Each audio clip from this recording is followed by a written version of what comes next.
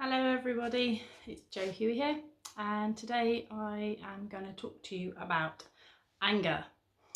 So I can so relate to this topic. I had quite a lot of anger, and I guess if I'm honest with myself, I still do have a lot of anger. I easily get frustrated and irritated by other people, usually about their behaviours rather than any opinions that they have. And I do think that this comes back to the behaviour that I saw in my dad, who spent quite a lot of his time drinking. And I know that other daughters and sons of alcoholics and other family members will also relate to this feeling of anger. Obviously, everyone's experience is different, and not everybody feels angry towards the drinker, but I know a lot of us do. So I thought I'd cover a couple of the main areas that I believe are connected to this. So, okay, why are we angry? Lots of reasons. One, and I guess this is probably one of the main ones, is that we don't have any control over what's happening. And for family members and daughters and sons of alcoholics, that's really difficult because one of our struggles is control. We can be control freaks, or we can just feel like we don't have any control at all and don't care. So we would notice the consequences of like the drinker's actions and all the chaos that they cause, and then that feeling of you don't have any control over that can then make you angry. And then if they keep repeating this and over a long period of time, that gets really wearing, it gets really exhausting, and the anger just builds up and builds up and builds up over a long period of time. Initially you try and be patient, you try to be understanding, but when that persists and they don't listen to you, and they don't do what you say or suggest or recommend, you can start to feel quite resentful towards them. So often if they are, I don't know, ringing you early hours of the morning, or turning up drunk or not turning up at all of those things, you feel really let down, and then that comes out in feelings of anger. But underneath all of that, I believe, is a sadness, really, because it's a void, like we're not getting our needs met, or we're feeling unsafe. Often we can feel that the drink is putting us in, an unsafe position. So another big thing I think that relates to anger is fairness. So we can sort of feel like, why is this happening to me? It's not fair. I'm sick of my mum, my dad drinking like this, and then I'm having to pick up the pieces. I shouldn't have to parent them. They're my parents. Why am I still worrying about them? I want to get on with my life. And then again, that anger builds up, and then you can get resentful because you feel like you're losing your life and it's consuming you. And again, links back to that whole, I don't feel like I can control this because I care about my parent and I want to be there for them. And you can kind of feel a bit stuck between a rock and a hard place because it's somebody you love and you don't want to not be there for them. And then the guilt comes in and you start to feel guilty. So no control, their consequences of their actions and the chaos they cause can make us angry. This sort of lack of fairness, that can make us really angry.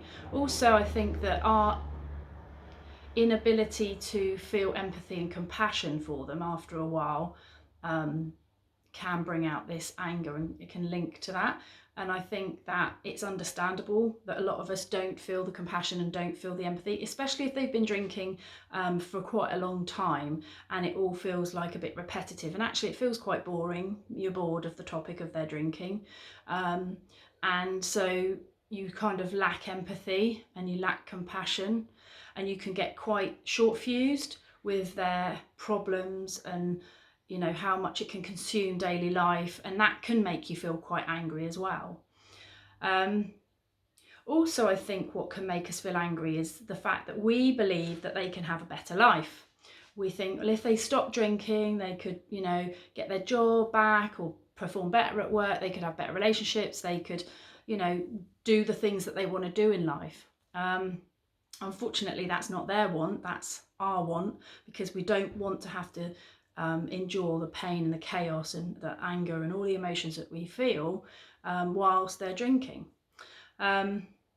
Underneath all of this, one of the most important things here is that we know that this is the only person that this really is impacting is us.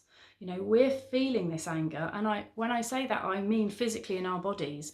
And if you haven't got a healthy strategy for releasing your anger, whether that's boxing or shouting in your car, which I love doing, or I don't know, some other form of exercise or meditation, whatever you need to do to get that anger out of your body, you need to do that, because if you don't, it will stay in your body and it will cause physical symptoms in your life.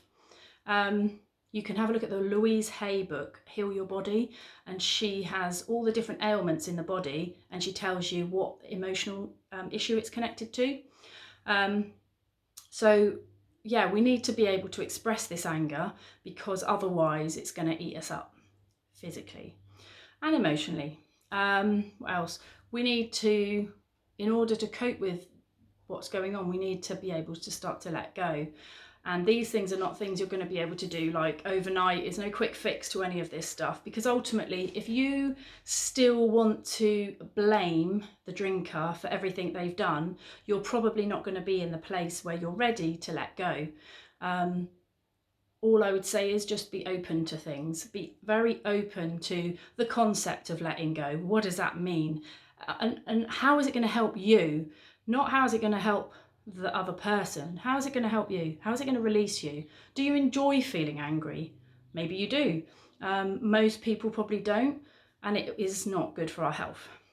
So unless you're, for me anyway, when I started looking at my anger towards actually the sober parent, I was being super critical of her, and I realised I didn't have any compassion and empathy towards her situation, and how difficult her life was. I didn't care about that for a very long time, and I guess I just wasn't ready. So there is this whole concept of we do need to be ready, and if you still want to blame somebody, then that's obviously going to keep you stuck, and you are totally entitled to do that. But then you have to recognise you're going to stay where you're at and you're still going to feel angry. You can't have it always. So if you do dislike feeling angry, then obviously there are things that you can do, but they will take time.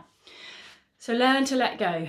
I believe having a higher power, or believing in some sort of religion, a God, whatever it is you want to believe in, maybe someone that's passed away and you believe they're your guardian angel and they look over you, something like that will really help you to take the burden off your shoulders and feel like you can just tell them your worries and then leave it with them to somehow manifest what needs to happen. And if we stop trying to control everything, life will just unfold. And it's so easy to say, but I remember hearing that myself and thinking, oh yeah, that sounds like a load of gobbledygook. But the more I've started to practice it, the more I believe that every time I try and force something to happen, the less likely it is to actually happen. And I guess the question I want to leave you with is, what will it take for you to let go? What will it take for you to stop blaming the other person? And that doesn't necessarily mean you're not holding them to account or that they're not responsible for the various things they've done. But when are you ready to release yourself from holding on to all of this anger that they have, created in you, their consequences, their chaos they've caused, all of that stuff. No one's denying that they have done things that have made your life difficult. That's a fact, and that's not great. It's no one's saying it, but it is what it is. So how and what is it going to take for you to give yourself a break and realise that actually you need to stop punishing yourself, and holding on to this anger is just hurting you. So I hope that that's been helpful. So remember, things like where we don't have control, we can feel angry, where we're dealing with their consequences and the chaos, that makes us angry. Fairness, lack of fairness, that can make us feel angry, and also this lack of empathy and compassion towards the drinker, that can also make us feel angry.